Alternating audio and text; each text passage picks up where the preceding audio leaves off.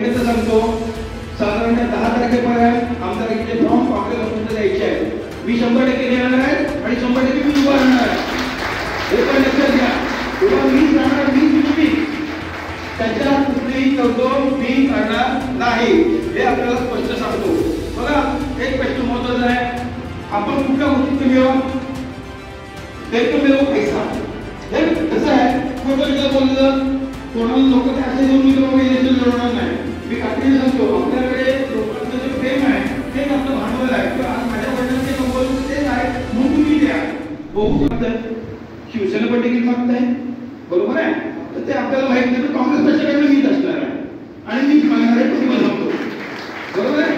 आता राहिला प्रश्न, आपण काँग्रेसचे म्हणून आहोत, पप्पांचे प्रेमी म्हणून आहोत। मी सांगतो आपल्याला, आता गेले काही दिवसांपासून काही जण मंडळी माझ्याकडे येत आहेत की आमच्या पक्षात प्रवेश करा। मी त्यांना एकच सांगितलंय, मी आयुष्यभर मरेपर्यंत पप्पांचा मुलगा आहे, मी काँग्रेसमध्ये आहे।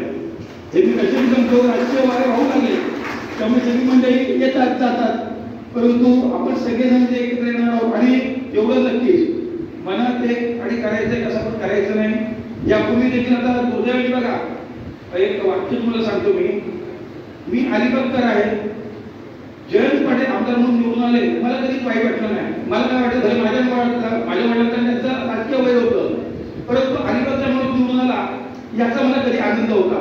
यावेळी ते पडले, भाषणानंतर त्याने एक वाक्य वापरलं, मला कुठेतरी अयोग्य वाटलं। ठीक आहे, माणूस नाराज असतो, बोलतो, तसंच ते असावं असं मला वाटतं।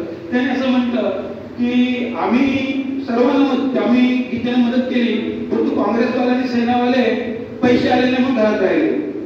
आम्ही असले फालतू नाही आहोत, आम्हाला कोणाच्या पैशाची गरज नाही। आजपर्यंत आम्ही जे केलं ते स्वतः टाकीवरती केलं।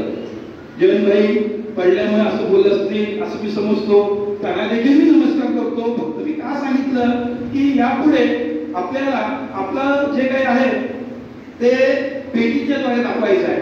मी आत्ताच म्हटलं, आज पुरे काका आहे, आज त्यांची मुलगी आले, तिच्या पिक्चरचं मी काम करू शकलो नाही, आज याची मला आजही खंत आहे, त्याला मी कुठलीच गोष्ट विसरत नाही, मी विसरणार नाही। प्रयत्न तर माझे कायम चालू असणार आहे, इथं मनोबल आहे।